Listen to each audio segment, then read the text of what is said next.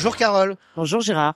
Carole, on se retrouve dans un lieu mythique de Saint-Germain-des-Prés qui s'appelle le Café des Deux Magots, qui a 140 ans d'existence, vous me le rappeliez tout à l'heure. Absolument, il a 140 ans d'existence, tout à fait. Et on est entouré par plein de fantômes sympathiques, de Boris Vian à Camus, en passant par Miles Davis, Sartre. Je vois d'ici Picasso, vous voyez un petit peu au loin. Je vois Roland Barthes. Oui. Et voilà, peut-être Raymond Queneau, et je vois Amélie Le Tombe. Voilà. Donc, elle est pas fantôme, elle est bien vivante. Elle est bien vivante, on l'a même fêté ses 30 ans d'écriture de Magot. Donc,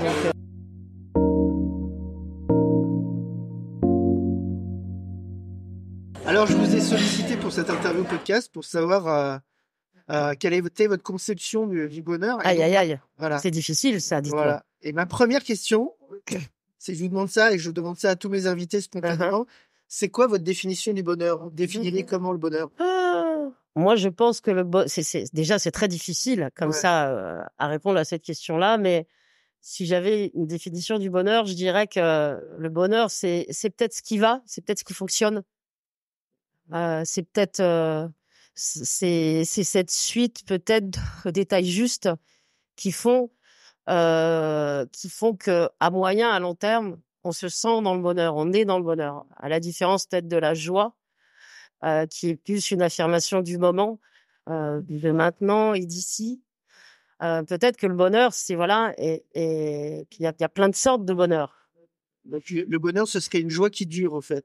Oui, c'est une joie qui dure, c'est une joie qui se prolonge.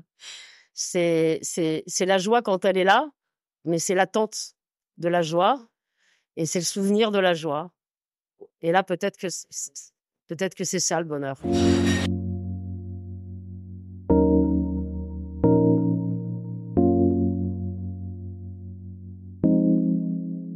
Et alors, c'est quoi je m'aperçois qu'on vous a pas vraiment présenté.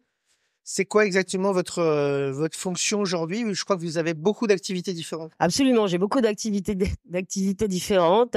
Je fais plein de choses ici à Saint-Germain et c'est vraiment mon terrain de jeu favori. Voilà, c'est l'endroit où je préfère être le plus dans le monde et c'est l'endroit aussi où j'aime partir parce que j'ai toujours tellement de plaisir à y revenir. Donc effectivement, depuis de nombreuses années, je m'occupe de rencontres avec des écrivains, de rencontres littéraires. Je m'occupe de fédérer aussi les Parisiens pour célébrer des des moments de vie à Saint-Germain-des-Prés, notamment au Deux Magots.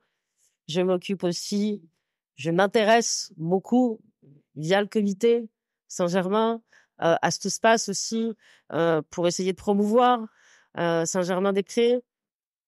Je fais plein de choses et puis j'ai le magazine aussi qui est Rive Gauche, le magazine Cerise Paris City Magazine. Et voilà, et je fais aussi et j'essaye d'être proactif pour être un petit peu à l'épicentre des besoins des marques aussi, des enseignes germanopratines.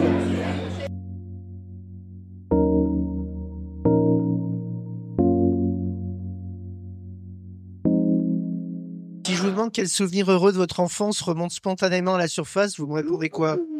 Oh, aïe. Des crêpes. Des crêpes. C'est-à-dire, vous faisiez des crêpes avec votre maman ou avec vous? Je faisais des crêpes et j'allais. Alors, je faisais des crêpes avec ma maman, mais comme ça, très spontanément, on avait une voisine qui faisait des crêpes merveilleuses dont je raffolais. Et je sais que tous les jours, vers 4h30, quand je rentrais de l'école, ou 5h, alors j'avais mon petit goûter, évidemment, avec ma maman, mais je me faufilais comme ça dans la rue en face et je lui demandais, vous avez fait des crêpes? Et elle me disait à chaque fois, Carole, viens, j'ai des crêpes pour toi. Et je sais pas ce qu'elle mettait dans sa recette de crêpes, mais j'en raffolais. Voilà. Spontanément, c'était ça. Proust avait sa madeleine et vous aviez les crêpes. Et moi, exactement.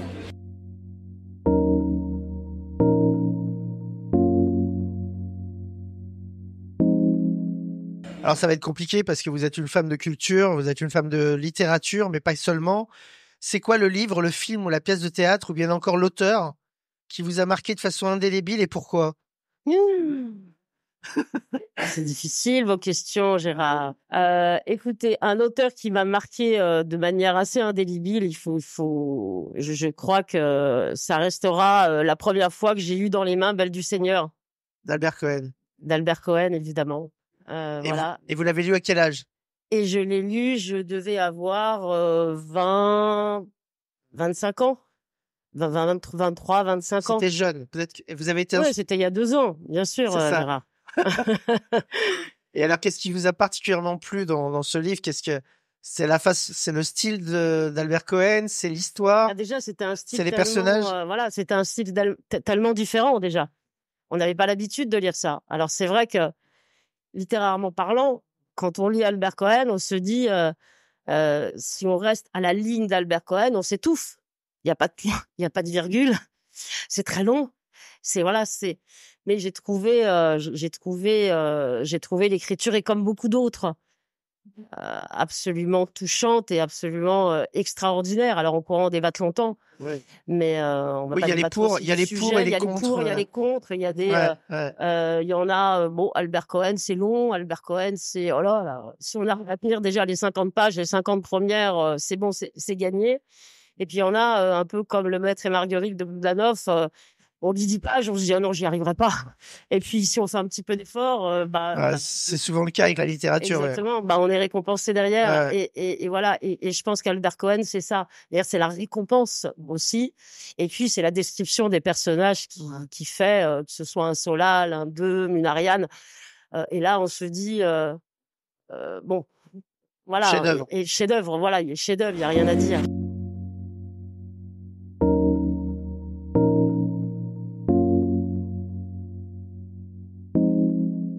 De quoi ne voudriez-vous jamais vous priver dans la vie, sous-entendu pour être heureuse? Très spontanément, de croire et d'aimer. De croire et d'aimer. Alors, on peut préciser un peu, croire, croyance religieuse ou croire, Non, croire dans l'autre? croire dans l'autre, croire en l'avenir, croire au projet. Ouais. Croire à l'envie et ne pas être dans le renoncement.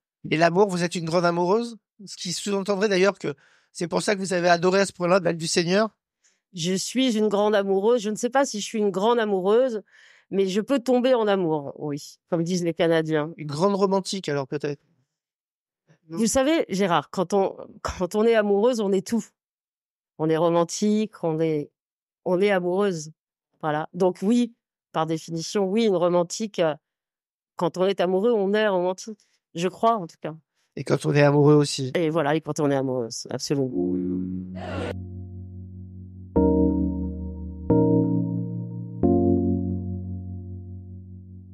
Carole, c'est quoi le mot de la langue française que vous préférez?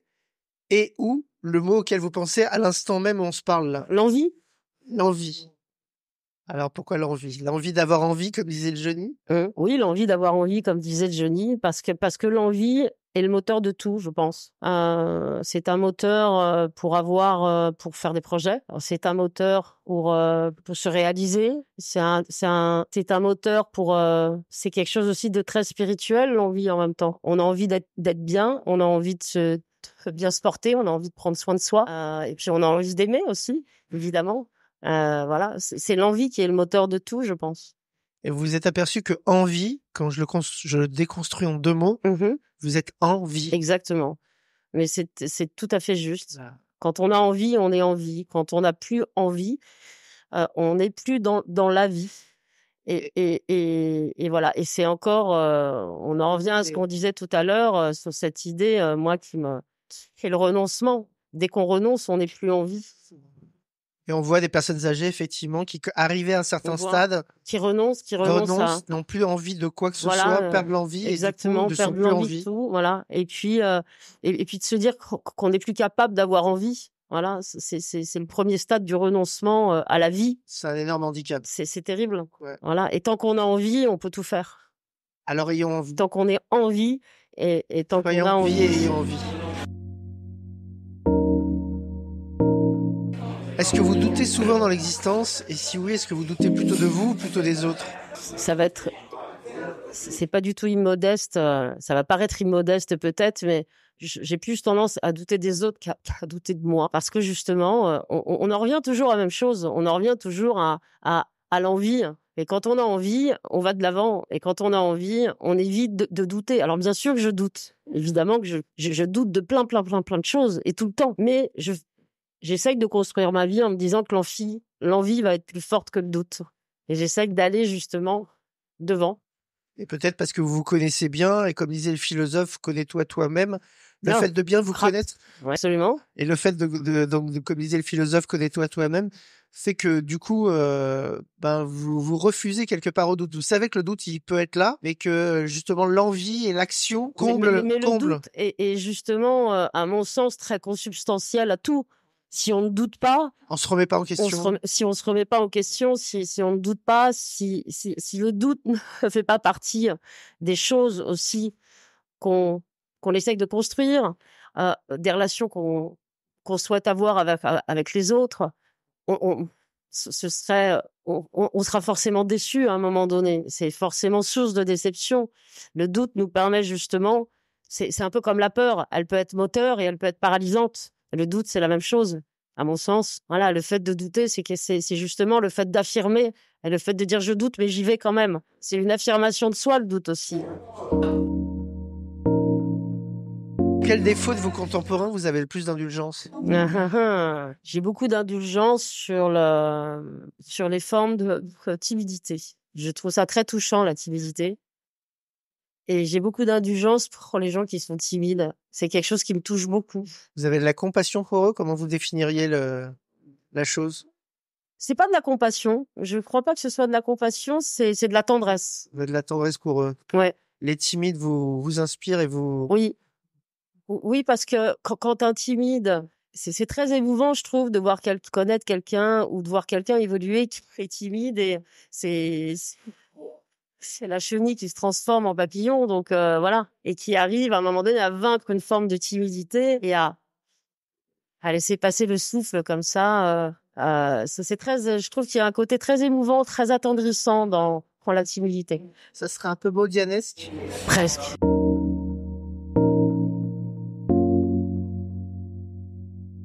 Je le répète à longueur d'épisodes de mon podcast, la France est un pays particulièrement pessimiste et c'est ça qui m'a encore guidé à créer ce podcast. Vous, qu'est-ce qui vous rend optimiste? D'abord, est-ce que vous vous sentez optimiste plutôt?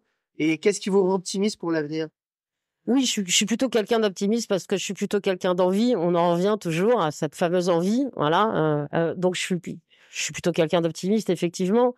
C'est très difficile en ce moment d'être optimiste. On va pas se le cacher quand même entre les affrontements idéologiques, les avec l'intolérance, avec les affrontements idéologiques, euh, Avec les JO? avec exactement, j'allais dire à titre plus patriotique, avec les JO qui arrivent. Voilà, c'est vrai qu'on est aujourd'hui dans une mouvance où on dit que le français effectivement est déjà pessimiste par nature et râleur par nature. Donc là, je dirais pas qu'on va avoir des raisons de râler encore bientôt avec les JO, et ça va nous donner aussi une vitrine formidable sur le reste du monde. Parce que la France est dire que la France est un beau pays et ça, on est optimiste aussi, hein, voilà. Mais c'est vrai que c'est très difficile, les guerres, c'est vrai que c'est très difficile de voir ça au jour le jour et d'y être insensible et de se dire: «Est-ce que ça nous rend optimistes?»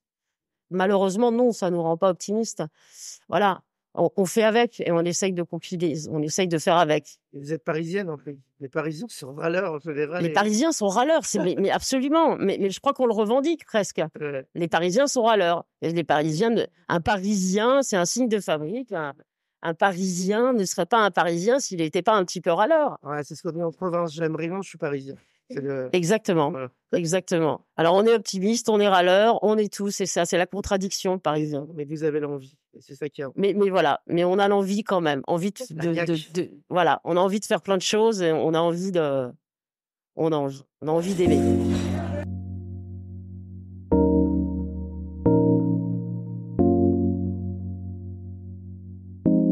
Alors pour terminer, qu'est-ce qu'il vous souhaiter pour les prochaines semaines et les prochains mois?